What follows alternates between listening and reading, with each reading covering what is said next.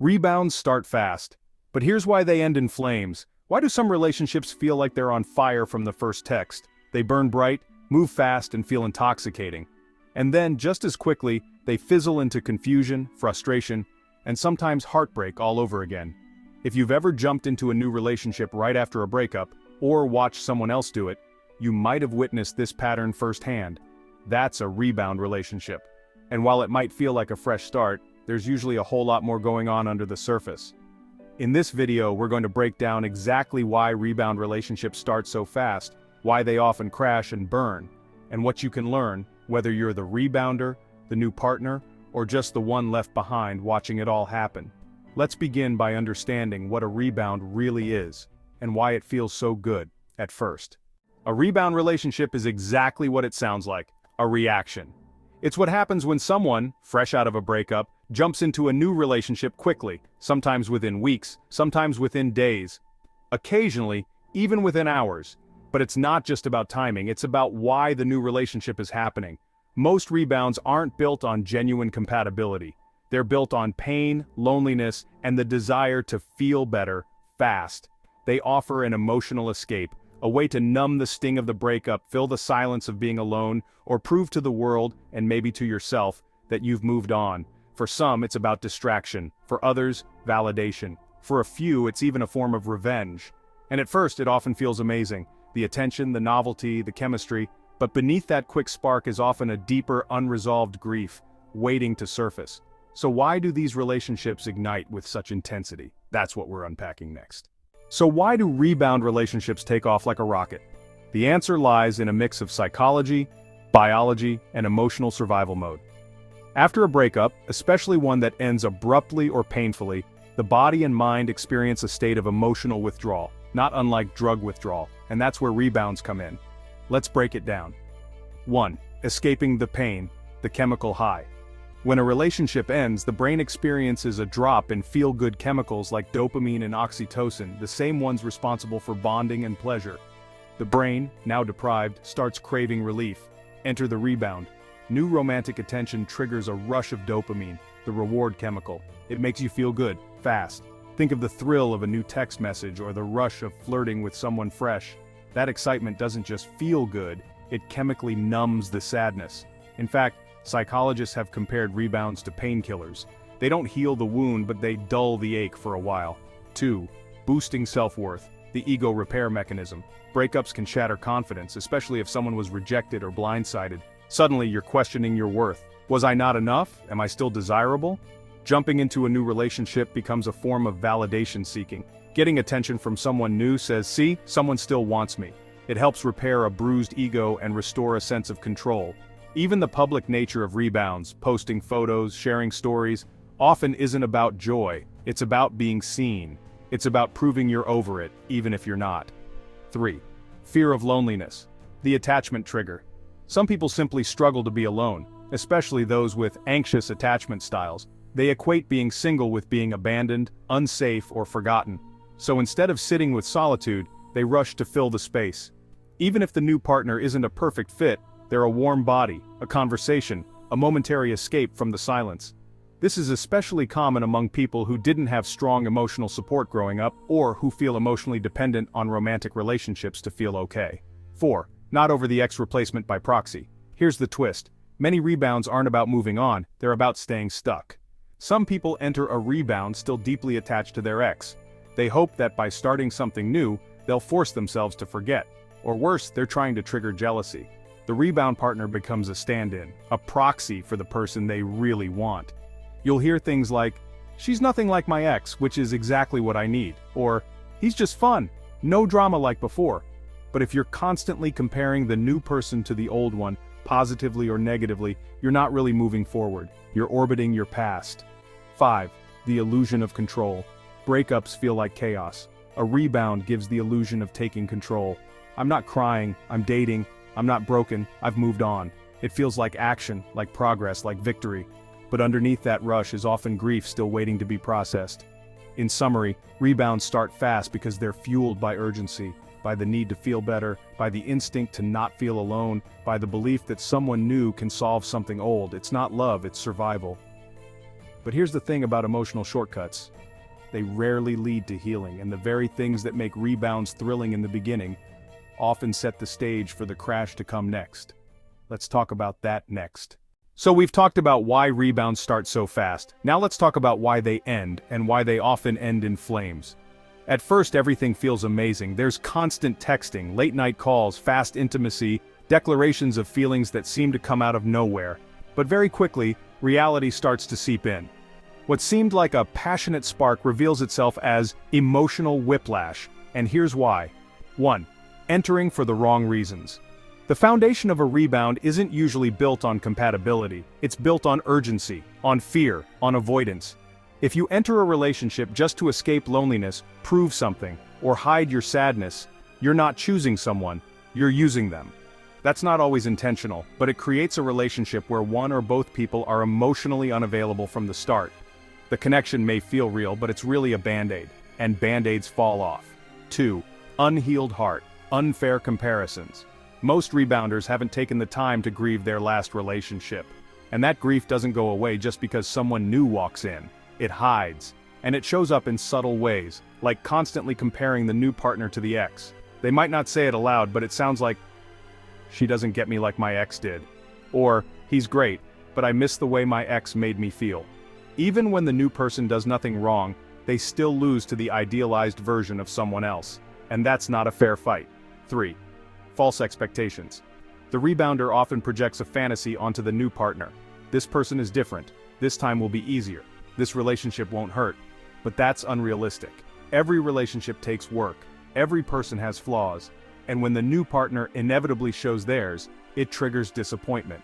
Because deep down, this relationship was supposed to fix everything. And when it doesn't, the rebounder feels like they've failed all over again. Only now, they're sad, confused, and possibly responsible for someone else's hurt too.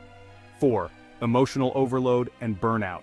Rebounds run hot. There's an intensity right away, constant communication, physical closeness, rushed milestones. But that kind of emotional speed isn't sustainable. The brain can't stay in honeymoon mode forever. Sooner or later, exhaustion hits. The rebounder might start pulling away, feel irritable, or suddenly feel unsure about the relationship. This isn't coldness, it's burnout. And often that burnout is just the pain from the original breakup resurfacing. 5. The ghost of the ex. In many rebounds, the ex never really leaves the room. They're there in the conversations, in the comparisons, in the energy.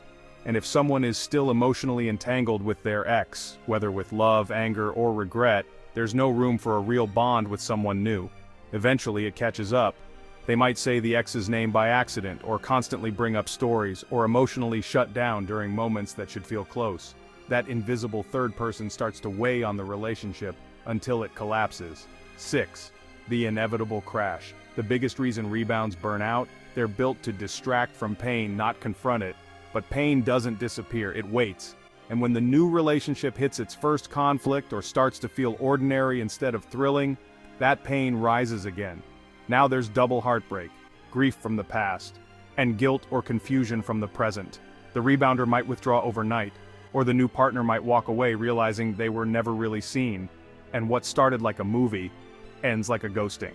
In short, rebound relationships burn out because they're born of fire, not foundation. The rush is real, but when the smoke clears, the relationship often can't stand on its own. So what does a rebound really look like? Let's go into the signs, because chances are you've either been in one or are in one right now. Sometimes it feels like love, other times it's just a rebound in disguise. So how do you tell the difference? Here are the clearest signs you're in a rebound or that someone's rebounding with you. First up, the breakup was very recent. This is the first and most obvious clue. If your new relationship started within days or weeks of a serious breakup, the odds are high it's a rebound. Emotions don't reset overnight. Even if someone says they're over it, they may still be in shock, denial, or emotional freefall. Healing takes time, and when it's skipped, it usually catches up. Pay attention to the timing. If it's too soon, it might not be love. It might be escape. Next, the ex is still in the conversation. This is one of the loudest red flags, even when it shows up quietly. If they mention their ex a lot, good or bad, it means they haven't let go. They might compare you to them, tell stories involving them, or use them as a frame of reference for everything. Even comments like, "My ex used to love this place," or "You're nothing like my ex," are signs the ex is still living rent-free in their head. It might feel flattering at first, but it means you're not really alone in the room. The third sign, the relationship moves too fast. With rebounds, the pace is often turbocharged. It can sound like we talk every day, or we're already planning a trip, or even we said I love you in week 2. And sure, sometimes things click quickly. But when the relationship speeds past natural milestones, it's usually trying to recreate the comfort and intimacy of the past one. If it feels like you're sprinting to reach a level of closeness, ask yourself why. Are you both ready, or just rushing? Now, strangely, some rebounders go in the opposite direction. They avoid commitment, labels, or anything that feels real. You might hear things like, I just want to keep it casual, or let's not overthink it. They may enjoy your company, but something always feels emotionally walled off. That's because part of their heart is still tangled in the past. When someone wants the comfort of a relationship without the depth of one, it's often a rebound in disguise. Let's talk about emotional roller coaster behavior. Up one day, down the next. They may be warm, affectionate, even intense, then suddenly distant or avoidant. One week they're talking about the future, the next they're acting confused or overwhelmed. This emotional inconsistency isn't about you, it's usually the result of unprocessed grief, residual feelings, or inner conflict they haven't worked through yet. If their energy constantly shifts, and you can't quite trust their emotional availability, it's a sign you're riding someone else's emotional waves. Sometimes you just feel like a placeholder.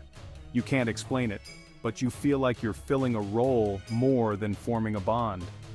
You might sense that they like your presence, but not your person.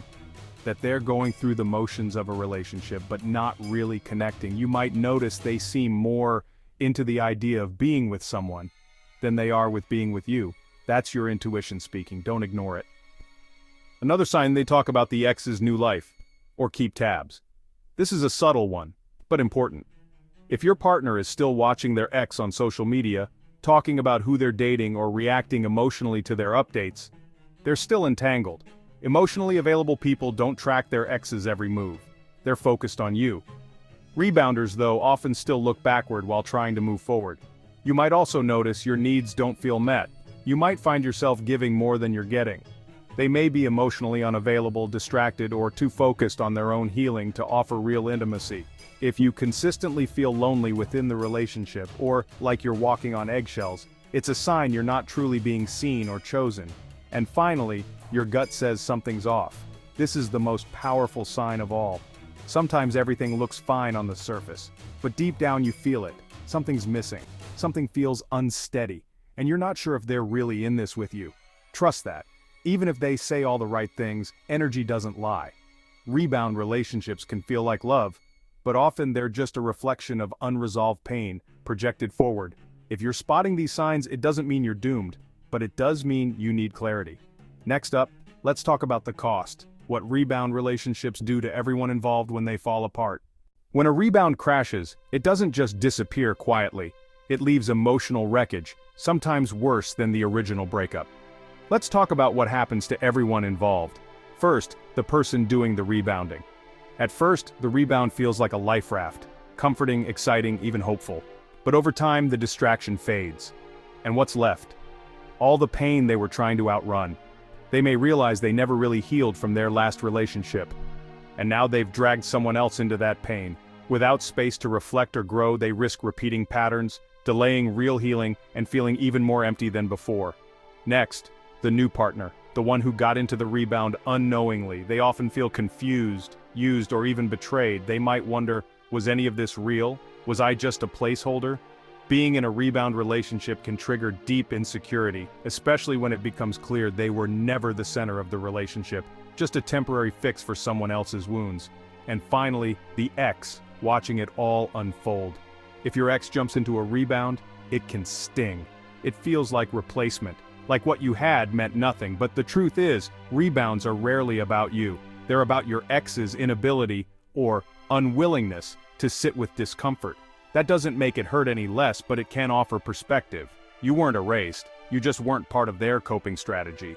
In every case, the emotional fallout of a rebound hits harder when truth catches up with timing. No one walks away untouched. But is there ever a case where rebounds actually work? Let's get into that next.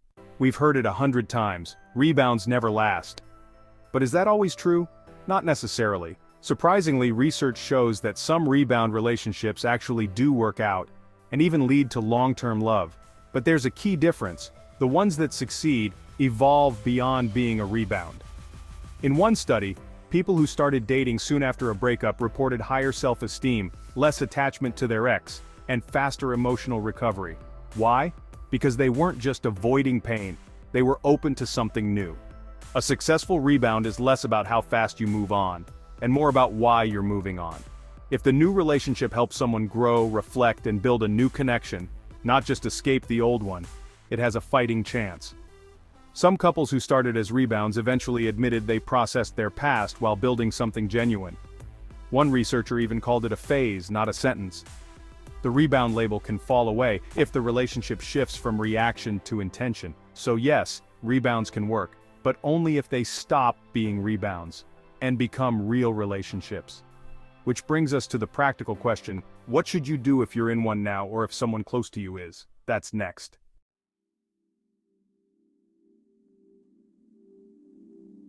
Whether you're the one in a rebound, the new partner, or the ex watching from the sidelines, this situation can feel messy.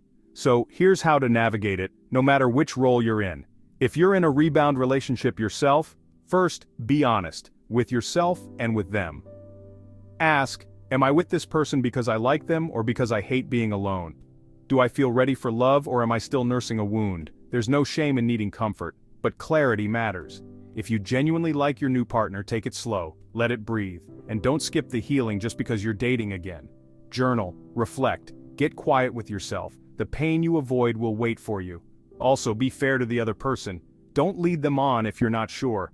And if you realize you're not emotionally ready, say so early, kindly, and clearly. If you're the new partner and suspect you're the rebound, watch closely. Are they mentioning their ex all the time? Is the relationship moving way too fast? Do their emotions feel unstable? Have the conversation. Ask, are you sure you're ready for this? Let them respond, not defensively, but honestly. And pace the relationship. Set boundaries. Don't get swept up in the speed just because it feels exciting. Most importantly, protect your heart. If you feel like you're competing with their past, or that their energy isn't fully with you, take that seriously. If you're the ex watching from a distance, it hurts. But remember, their rebound isn't about you. It's about their discomfort with being alone. Resist the urge to interfere or stalk their social media. That only fuels the pain. Instead, focus on yourself. Heal, grow, let time work. And if they come back around later, you'll be stronger, clearer, and in a position to choose wisely. No matter where you stand, one truth stays the same. Rebounds are emotionally complicated, but handled with awareness, they don't have to destroy anyone involved. Let's wrap it up with a few final takeaways. Rebounds start fast. They feel exciting, urgent, intense, like they're meant to erase the past with a new beginning. But that spark? It often comes from pain, not peace. And when a relationship begins as a way to avoid heartbreak, it usually ends by repeating it. Still, that doesn't mean every rebound is doomed. Some grow into something real, if both people are honest, intentional, and willing to let go of the past. The key is emotional clarity. Know why you're dating, know what you're healing, and don't expect another person to complete a process you haven't even started. If you're in a rebound right now, pause. Ask yourself, am I building something real or running from something hard? If your ex is in one, don't compete. Don't compare. Focus on becoming the strongest version of you, regardless of what they're doing. And if you're the new partner in a fast-moving fling, check the foundation. You deserve to be loved for who you are, not for what you temporarily distract. In the end, rebounds are a chapter, but they don't have to define the whole story. Feel it, heal it. And when you're ready, love again with clarity, not urgency. If you found this video helpful, don't forget to hit that like button and subscribe for more tips like this.